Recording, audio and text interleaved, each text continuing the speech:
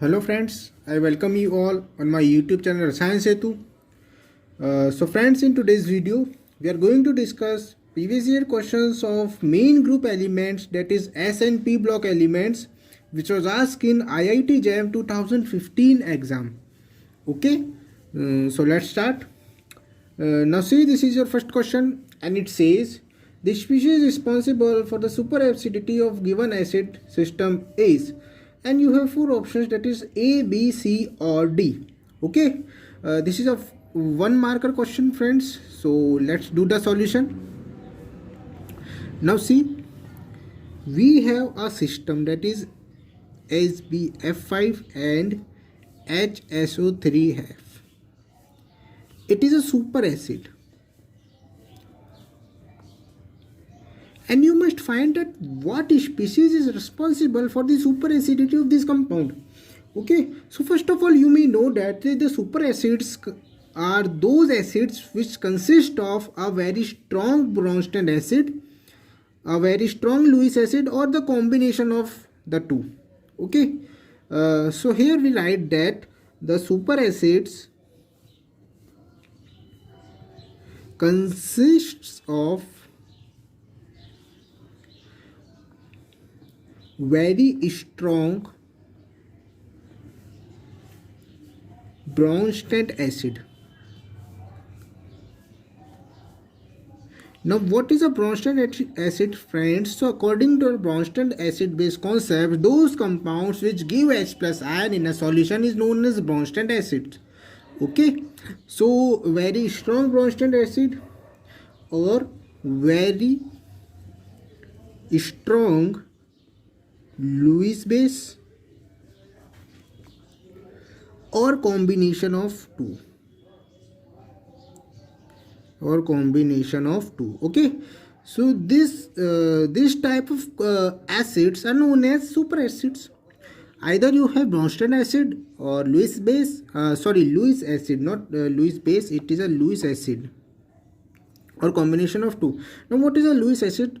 Those compounds which accept the electron pair are known as Lewis acids. Okay, so this is a now in our question we have this superacid, we have combination of this superacid. So as you see in this combination we have a antimony pentafluoride. Okay, so antimony pentafluoride is a strong Lewis acid, and we have a fluorosulfonic acid. It is a very strong Bromine acid. So this system is a combination of your Bromine acid and a Lewis acid. Okay, so we can write that a solution of antimony pentafluoride, that is SbF5, okay, in fluorosulfonic acid, that is HSO3F. This is known as fluorosulfonic acid, is an example of superacid.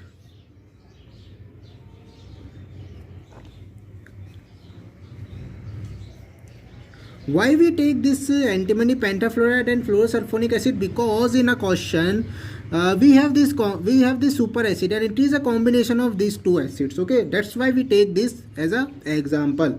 Now when you take the both acids in a solution, it will react with each other.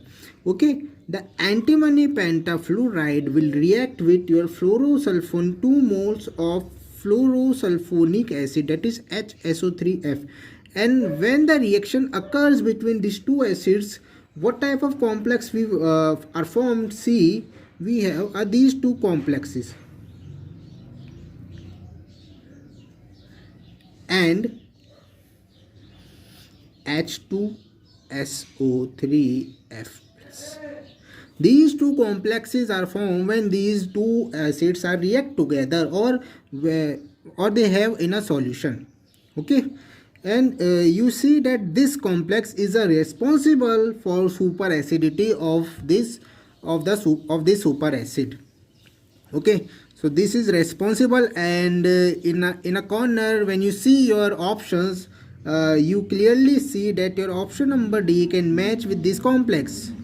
So option number D is the responsible for the superacidity of this given superacid. Understand? Okay. So this is one of the best example of your superacid, that is solution of antimony pentafluoride and fluorosulfonic acid.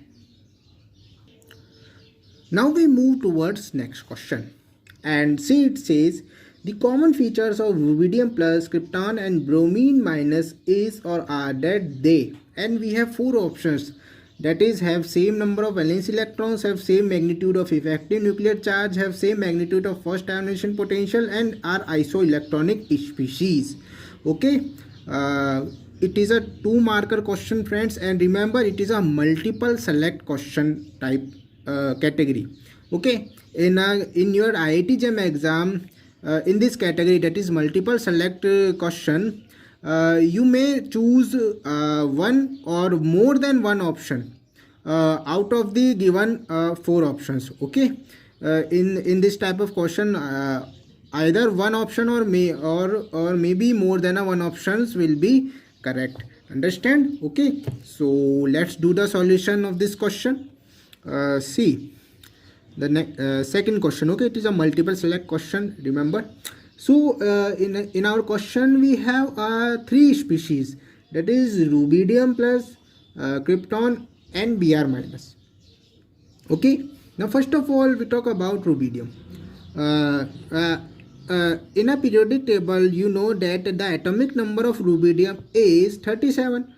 Okay, and according to this atomic number, its electronic configuration is 5s1. Okay, we can only write its outer electronic configuration or outermost shell, outermost electronic configuration, that is 5s1.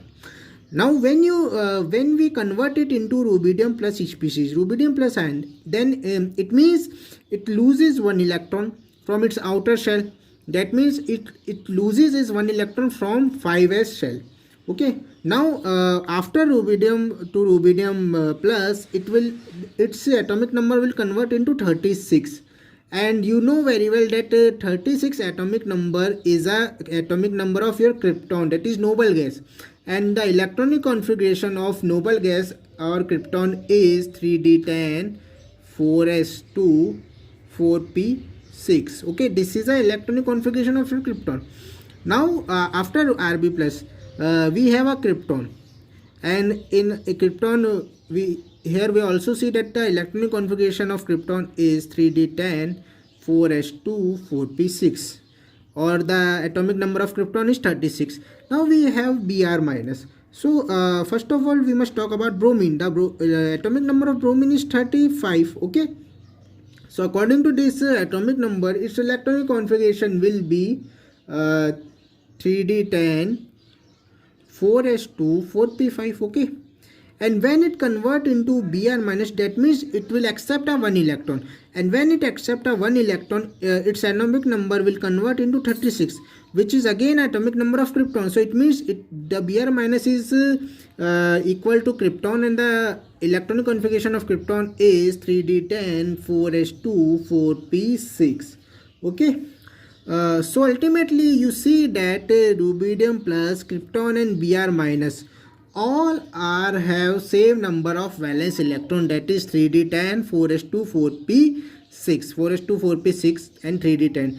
The electronic configuration of all three species will be same. Okay, so first of all, when you see that option A, it says that have same number of valence electron, it also applicable. Okay, so option A will be the correct answer, have same number of valence electrons. And if any species that have same number of valence electron, that means these are known as isoelectronic species. Okay, so they all three are also isoelectronic species because of same number of valence electrons. They all are isoelectronic species. Okay, so your option number A and D is the correct answer of this question. You can select both the options, that is A or D, because it is a multiple select type question, friends. Okay, 2-marker question. I hope you understand it. Okay, so let's do the solution. Let's move towards our next question, and it says See, the characteristics of the blue solution of sodium in liquid ammonia is or are, that is diamagnetic, paramagnetic, reducing in nature, and conducts electricity. So again friends, it is a multiple select question, okay, and 2 marker question. So let's do the solution of this question. Now see, we must ask the blue solution of sodium in liquid ammonia. So first of all friends, you must know that when any alkali metals are dissolved in solvent, they readily release electrons. Okay, it is a very good nature of your alkali metals, that when we dissolve it in any solvent, it readily release electron, or it will show it will show a highly metallic characters in any solvent. Okay, so we write here that when alkali metals are dissolved in solvent,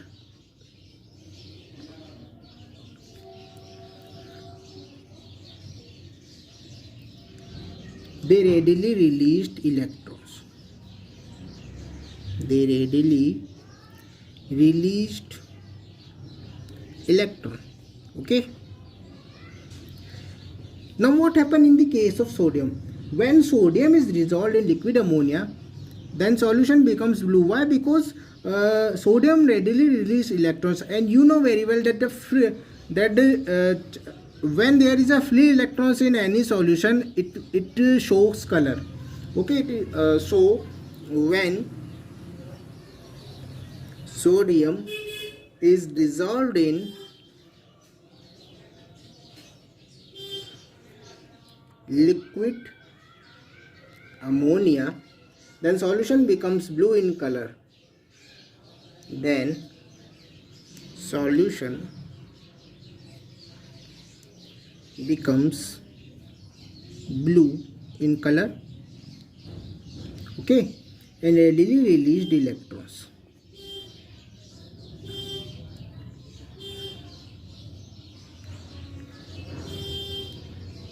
So it means we have a free electrons in a sodium solution in liquid ammonia. Okay, now what is the chemistry or what is the chemical reaction occurs in between sodium and liquid ammonia? See, when sodium solid is dissolved in liquid ammonia, this sodium turns into sodium plus NaNH3 whole X plus complex, okay, in aqueous, and the electron bind with ammonia. This because of this free electron, the color of solution will become blue, okay, because of this free electron. Now we select the options, okay. So we have 4 options, that is diamagnetic, paramagnetic, reducing in nature, and conducts electricity. Now first option is diamagnetic. So diamagnetism shows when there is no free electrons in a complex or in a solution, okay. But here you clearly see that in a solution of sodium in liquid ammonia, we have a free electron in a solution, and this free electron is responsible for blue color. So it means your option number A will be wrong, but option number B will be right, because paramagnetism show when there is an unpaired electron present, because electron is a magnetic in nature, okay. So electrons are paramagnetic, so option number B is choose. And because here free electrons are present, so this solution will also electric will also show conductance, okay. Because of free electrons, this solution will also show conductance, so it conducts electricity. And here a single electron is highly reducing in nature, okay. So electrons are paramagnetic, electrons are paramagnetic. So option number B select, electrons are paramagnetic. Now electrons are reducing in nature, electrons are reducing in nature, or we can say that this solution will reducing in nature. because electrons are present in this solution. So this complete solution are reducing in nature, and also it conducts electricity. Electrons conducts electricity.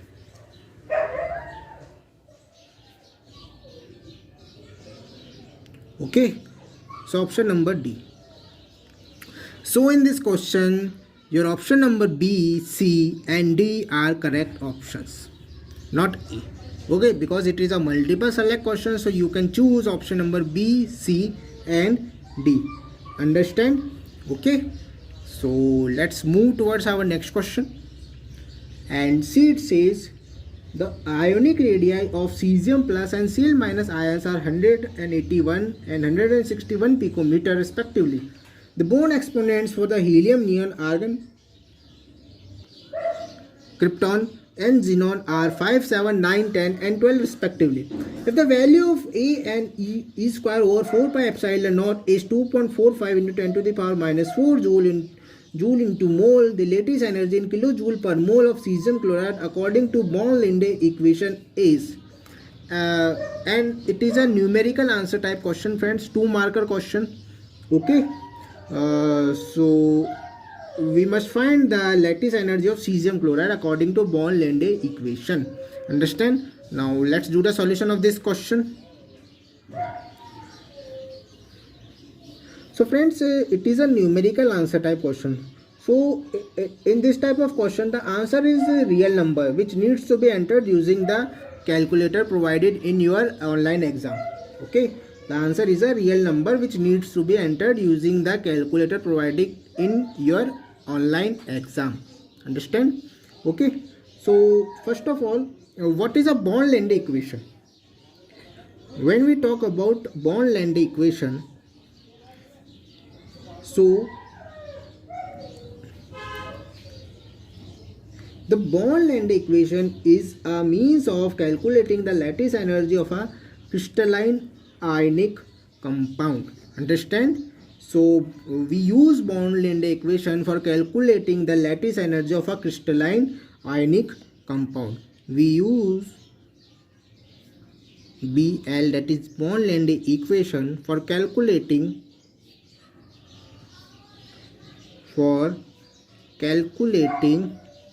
the lattice energy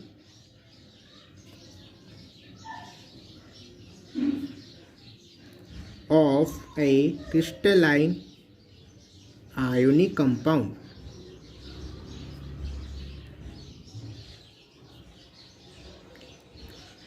Okay, and in this question you must find the lattice energy of cesium chloride, which is also a crystalline ionic compound. Okay, now first of all we write the expression of Born-Linde equation. So the expression is C A and A Z plus Z minus E square upon 4 pi epsilon naught R 1 minus 1 upon n. Okay, so friends, in our question we have a cesium plus and Cl minus ion, and you know very well that cesium plus and Cl minus both have electronic configuration related to your argon. Okay, so here cesium plus and Cl minus both have argon electronic configuration.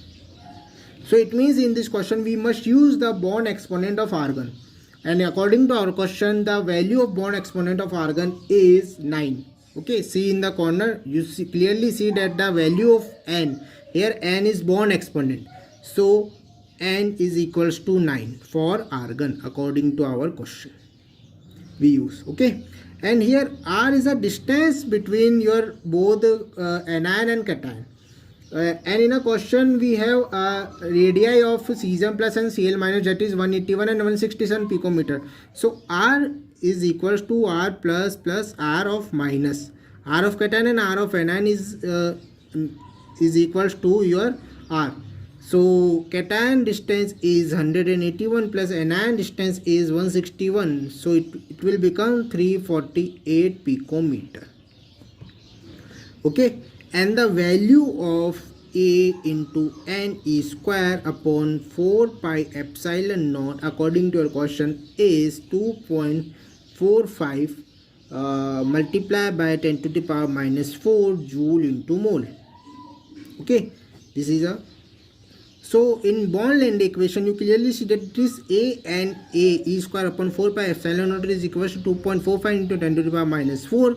This R is equal to 348 picometer, and this is a valency of cation and anion. So we have a Z plus is equals to plus 1 because we have cesium chloride and cesium have plus 1. Okay, and the valency of anion is minus 1 because Cl minus have valency of minus 1. So we have all the values. Now put all the values in this equation and we get the value of lattice energy of cesium chloride. Okay, now see, lattice energy is equals to 2.45 multiplied by 10 to the power minus 4 into plus 1 into minus 1 upon 348. Now it will convert into meter. Okay, the 348 picometer, so 1 picometer is equal to 10 to the power minus 12 meter. Okay, so this will become 10 to the power minus 12 meter multiplied by 1 minus 1 upon n, and here n is related to krypton, that is 9. Okay, so E is, when you solve this whole calculation by using calculator, you get that minus 704 multiplied by 1 minus 1 upon 9. This will become minus 704. Okay, and the solution of this calculation, that is minus 704 multiplied by 1 minus 1 by 9, we get the value of lattice energy, that is minus 625.15 kilojoule per mole. Understand? This is the answer, that is minus 625.15, and this is a numerical answer type question, so you can place the value in fill in the blanks. Okay, so this value is a lattice energy of your cesium chloride. Understand, friends? Okay, so this is the solution of this question using bond-length equation.